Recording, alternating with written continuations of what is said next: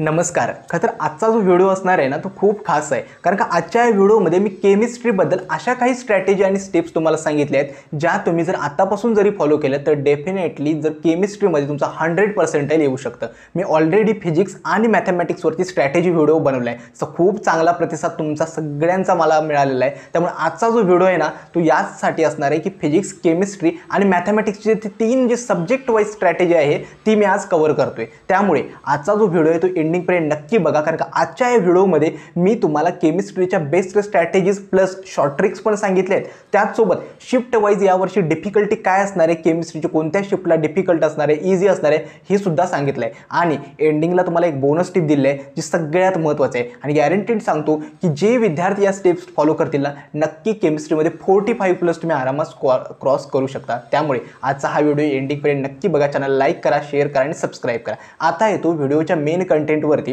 की केमिस्ट्रीसाठी कोणकोणत्या strategy follow केल्या पाहिजेत. कारण सगळ्या विद्यार्थ्यांचा मोस्ट ऑफ द विद्यार्थ्यांचा आवडीचा पार्ट असतो केमिस्ट्रीचा. का? कारण MCQs वगैरे इझी पैकी बऱ्यापैकी सॉल्व्ह होत असतात. आता येतो की गेल्या वर्षीचा ट्रेंड काय होता केमिस्ट्रीचा याबद्दल थोडक्यात मी ॲनालिसिस सांगतो आणि यावर्षी एक्सपेक्टेड शिफ्ट वाईज डिफिकल्टी काय असणार आहे ते सुद्धा सांगतो. गेल्या वर्षी झालं असं की पहिले सुरुवातचे 3 दिवस जे असणारे केमिस्ट्री इझी टू मॉडरेट लेवलचीच होती. म्हणजेच काय, डायरेक्टली MCQs किंवा जे क्वेश्चन्स होते टेक्स्टबुकमधून पिकअप केले होते, काही based textbook based straight forward questions विचारले होते. विद्यार्थी अगदी 35 ते 40 मिनिटात ते केमिस्ट्री आरामात सॉल्व्ह करू शकत होते. हे सुरुवातीच्या 3 दिवसांसाठी होतं. परंतु नंतर असं झालं की केमिस्ट्रीची डिफिकल्टी लेवल थोडी मॉडरेट होऊन जास्त झाली. म्हणजेच काय, काही क्वेश्चन्स होते जे एकदमली स्ट्रेट फॉरवर्ड नव्हते, तुम्हाला ते कॅल्क्युलेशन्समध्ये वेळ जात होता आणि ज्यामध्ये सिली मिस्टेक्स होत होत्या. हा झाला लास्ट इयरचा ट्रेंड. परंतु जनरली फिजिक्स आणि मॅथमॅटिक्सपेक्षा केमिस्ट्रीची लेवल तरी खूप इझी असणार आहे. त्यामुळे ती काळजी करू नका. तुमचे जे स्कोर बूस्टिंग सब्जेक्ट असणार आहे तो केमिस्ट्री आणि मॅथमॅटिक्स असणार आहे. मग आता यावर्षी expected difficulty level shift wise काय असणार आहे. सुरुवातीचे जे दिवस आहेत आपले 2 मे ते 4 मेच्या दरम्यान जेवढ्या शिफ्ट्स कंडक्ट होतील ना त्यामध्ये केमिस्ट्रीची जी डिफिकल्टी आहे चान्सेस आहेत इझीच राहील. फक्त होतं असं जी मॉर्निंग शिफ्टपेक्षा थोडी डिफिकल्टी लेवल इव्हनिंग शिफ्टला जास्त असते आणि ज्या शिफ्ट आपले 11 मे ते 17 मेच्या दरम्यान होणार आहेत त्यांच्यासाठी सुद्धा चान्सेस आहेत की मॉडरेट टू डिफिकल्ट थोडी केमिस्ट्री असू शकते, ज्यामध्ये सिली मिस्टेक्स होण्याचे चान्सेस जास्त आहेत. मग आता ही झाली शिफ्ट वाईज डिफिकल्टी लेवल. मग तुमचा अप्रोच काय असला पाहिजे या शिफ्टला, म्हणजे या ज्या डिफिकल्टी लेवलला टॅकल करण्यासाठी. जर तुमच्या शिफ्टमध्ये केमिस्ट्री इझी येत असेल, लक्षात ठेवा इझी शिफ्टमध्ये चान्सेस काय असतात, स्कोर तर खूप चांगला येतो परंतु सिली मिस्टेक्स जास्त होण्याचे चान्सेस असतात. त्यामुळे तुम्ही काळजी घ्यायची आहे, केमिस्ट्रीचा पेपर अटेम्प्ट करताना तुमच्याकडून सिली मिस्टेक्स होणार नाहीत. त्याचसोबत ज्यावेळी तुम्ही स्पीडने क्वेश्चन्स अटेम्प्ट करत असतात त्यावेळी ही सुद्धा काळजी घ्या की इथं टाईम तुमचा वाचतो. त्यामुळे जो वाचलेला उरलेला जो टाईम आहे तो तुम्ही फिजिक्समध्ये युटिलाइज करू शकता. आणि ज्या विद्यार्थ्यांची केमिस्ट्रीची जी शिफ्ट आहे तो मॉडरेट टू डिफिकल्ट येणार आहे त्या विद्यार्थ्यांनी इतकंच करायचं आहे, भलेही केमिस्ट्रीची लेवल काहीही असली तरी गोंधळून जायचं नाहीये. केमिस्ट्री चांगली येते विद्यार्थ्यांना आणि तुमचं प्रिपरेशन पण चांगलं जातं. फक्त इतकंच करायचं आहे, शांत डोक्याने प्रत्येक क्वेश्चनला टॅकल करायचं आहे आणि गोंधळून जायचं नाही की माझ्याकडे इतका कमी वेळ आहे, इतकं प्रेशर आहे, टाईम आहे वगैरे. या गोष्टींचा इफेक्ट क्वेश्चन्सवरती भरपूर पडतो. कारण का गेल्या 2-3 वर्षांपासून बघतो, आता तुम्हाला काहीही वाटत नाही, क्वेश्चन पेपर अटेम्प्ट करून येता, एक्झाम हॉलमधून येता, आरामात असता, ज्यावेळी रिस्पॉन्स शीट येते स्कोर तुम्ही कॅल्क्युलेट करता, मला 100 म्हणजे तुम्हाला 200 पैकी किती मार्क्स मिळाले, त्यावेळी विद्यार्थी खरंच डिमोटिवेट होतात. मला आता केमिस्ट्रीला इतकेच मार्क्स मिळाले. त्यामुळे या चुका किंवा हे जे रिग्रेट आहे ते आतापासून अवॉइड करायचं असेल तर जास्तीत जास्त केमिस्ट्रीसाठी तुम्हाला स्ट्रॅटेजी प्लस मी ज्या पुढे ज्या स्टेप्स सांगणार आहे त्या फॉलो करायच्यात. आता येतो ज्या इम्पॉर्टंट स्टेप्स आहेत ज्या थ्रू तुम्ही 100% स्कोर करू शकता केमिस्ट्रीचे, त्या कोणत्या आहेत. स्टेप नंबर 1 आणि सगळ्यात महत्त्वाची स्टेप म्हणजे काय, कोणताही टॉपिक स्किप करायचा नाही आहे. मोस्टली केमिस्ट्रीसाठी मी सांगतो. का? केमिस्ट्री ऑलरेडी खूप इझी लेवल्स येतं आणि जर तुम्ही एखादा टॉपिक वगैरे स्किप करत असाल तर प्रॉब्लेम काय येईल, ज्या टॉपिकमध्ये इझी क्वेश्चन्स विचारले जातात ना ते सुद्धा तुमच्यासाठी डिफिकल्ट होऊन बसेल की स्कोर करणं. त्यामुळे आतापासून इतकंच करा की ट्राय करा की तुम्ही तुमचा केमिस्ट्रीचा जो सिलेबस आहे ना मॅक्सिमम कसा सिलेबस कव्हर होईल ते होईल. कारण का मला माहीत आहे, मी ज्यावेळी प्रिपेअर करत होतो प्रॉब्लेम काय झाला होता की मी ज्यावेळी कोऑर्डिनेशन कंपाऊंड्स वगैरे हे चॅप्टर बघायचो ना ते मला खूप डिफिकल्ट वाटायचे. त्यामुळे मी कोऑर्डिनेशन कंपाऊंड्स वगैरे चॅप्टर स्किप केले होते. ज्याचा इफेक्ट एक्झाममध्ये झाला. 2 क्वेश्चन्स विचारले होते कोऑर्डिनेशन कंपाऊंड्सचे, दोन्ही क्वेश्चन्स माझ्या हातून चुकले आणि नंतर रिग्रेट वाटायला लागतं की 2 क्वेश्चन जर विचारले असते तर अजून थोडं पर्सेंटाईल चांगलं वाढलं असतं. त्यामुळे पहिली स्टेप आहे, एकही टॉपिक स्किप करू नका, केमिस्ट्रीचा जास्तीत जास्त सिलेबस कव्हर करा.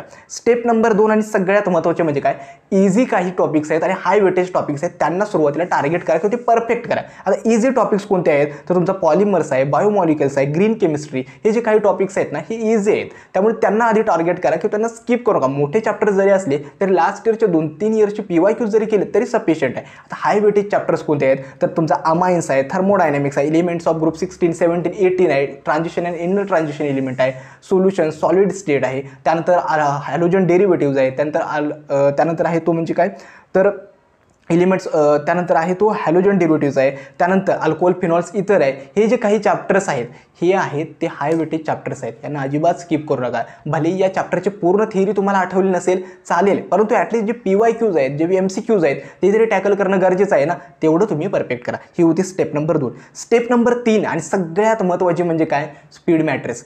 केमिस्ट्रीमध्ये सगळ्यात इम्पॉर्टंट काय, तुम्ही किती फास्ट आणि ॲक्युरेसीने MCQ सॉल्व्ह करत जाता. कारण का केमिस्ट्रीमध्ये होतं असं की आपल्याला ज्यावेळी फिजिक्स आणि केमिस्ट्रीचे 90 मिनिटामध्ये 100 क्वेश्चन सॉल्व्ह करायचे असतात ना, त्यावेळी अपॉर्च्युनिटी काय असते की फिजिक्सला जास्तीत जास्त वेळ आपल्याला देता येईल, कारण का इथं डिफिकल्टी लेवल जास्त असते. मग तो जो जास्त देणारा वेळ आहे तो तुमच्या केमिस्ट्रीवरती डिटरमाइन करतो. केमिस्ट्री समजा तुम्ही 35 मिनिटामध्ये जर आटपून जर फिजिक्सवर शिफ्ट झाला तर एक चांगली आणि पॉझिटिव्ह गोष्ट असते. त्यामुळे आता काय करायचं आहे, तुम्हाला तुमची ॲक्युरेसी आणि स्पीड दोन्ही वाढवायचं आहे. म्हणजे ज्यावेळी तुम्ही आता केमिस्ट्रीचे काही न्यूमरिकल्स वगैरे PYQ वगैरे सॉल्व्ह करायला, त्यावेळी टाईम स्लॉटमध्ये कमी टाईममध्ये जास्त MCQs कशी प्रॅक्टिस होईल याच्यावरती तुम्हाला फोकस करायचा आहे. आणि मोस्टली या स्टेपमध्ये मिस्टेक काय होते, सिली मिस्टेक्स होत जातात. आपण क्वेश्चन वाचतो, पटकन टिक मार्क करतो, पुढे जातो. ॲक्च्युअलमध्ये उत्तरामध्ये काही सिली मिस्टेक्स अशा होतात, आपण क्वेश्चन नीट वाचत नाही, ऑप्शन्स नीट वाचत नाही, युनिट्स वगैरे चेक करत नाही. या चुका होऊ देऊ नका. ज्या व्हॅल्यूज वगैरे दिल्या आहेत त्या व्यवस्थित चेक करा की व्हॅल्यूज आणि मी करत असलेलं कॅल्क्युलेशन नीट आहे की नाही.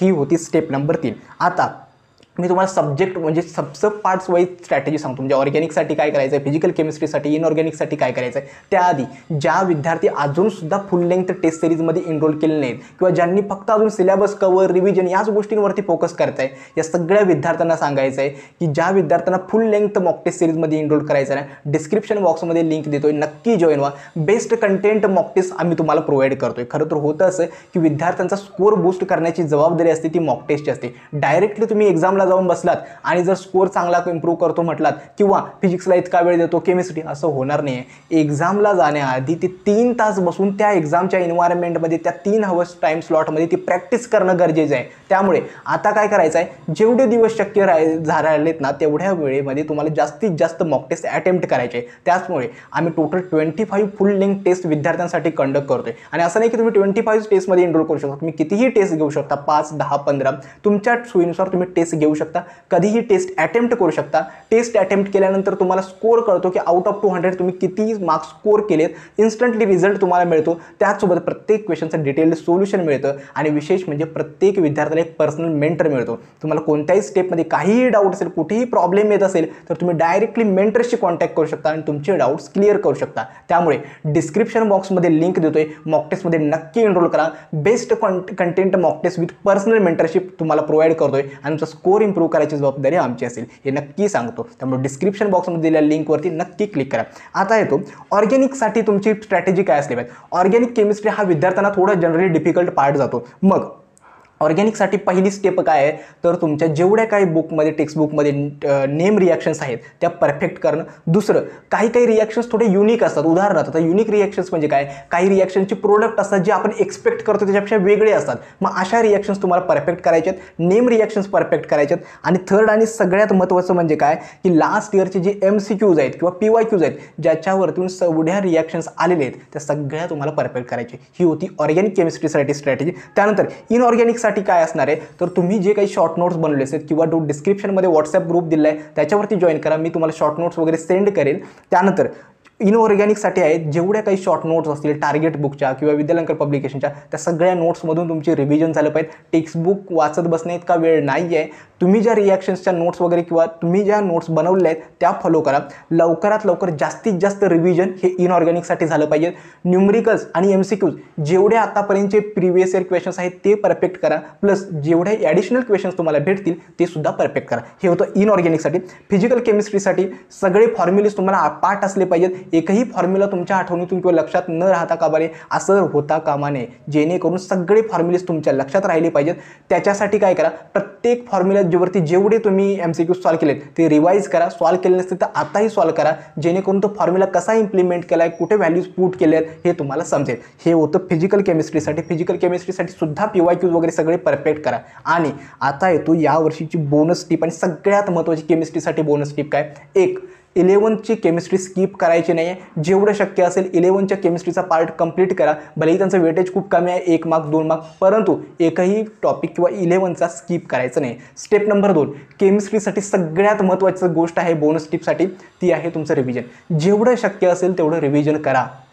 कारण का मॅथमॅटिक्स आणि फिजिक्समध्ये तुमचं क्वेश्चन पेपर्सचे अटेम्प्ट करताना प्रॉब्लेम सॉल्विंग इम्पॉर्टंट आहे, परंतु ज्यावेळी तुम्ही केमिस्ट्रीमध्ये बघताना केमिस्ट्रीसाठी जेवढं तुमचं रिॲक्शन्स जेवढं तुमचं जे रिव्हिजन आहे जे बेस्ट असेल ते तुम्हाला फॉलो करायचं आहे. त्यामुळे आतापासून इतकंच करा की भलेही कितीही प्रिपरेशन झालं असेल जास्तीत जास्त रिव्हिजनवरती फोकस करा. मोस्टली टेक्स्टबुकमध्ये जे काही हायलाइटेड पॉईंट असतील किंवा जे काही बॉक्समध्ये जे शॉर्ट टिप्स वगैरे दिले असतील त्यासुद्धा हे करा. कारण का केमिस्ट्रीमध्ये होत असं कुठून क्वेश्चन विचारतील ते सांगता येत नाही आणि त्यासाठी वेल प्रिपेअर्ड राहावं लागतं. त्यामुळे आता इतकंच करा की पहिलं म्हणजे काय, रिव्हिजनवरती जास्तीत जास्त फोकस करायचा आहे. जेवढे MCQ सॉल्व केले, जेवढे PYQ सॉल्व केले, जेवढ्या शॉर्ट नोट्स बनवलेत त्या सगळ्या रिवाईज करा. आणि दुसरं आहे ते म्हणजे काय, 11ची जी केमिस्ट्री आहे ती परफेक्ट करा. आणि बोनस टिपमध्ये एक ॲडिशनल टिप देतो, तुमची पेपर अटेम्प्टिंग स्ट्रॅटेजी आत्तापासून फॉलो करायला स्टार्ट करा. म्हणजे केमिस्ट्रीमध्ये एखाद्या क्वेश्चन आला तो किती वेळात अटेम्प्ट झाला पाहिजे, कोणत्या क्वेश्चनला किती वेळ दिला पाहिजे याचा सराव आत्तापासून फॉलो करायला स्टार्ट करा.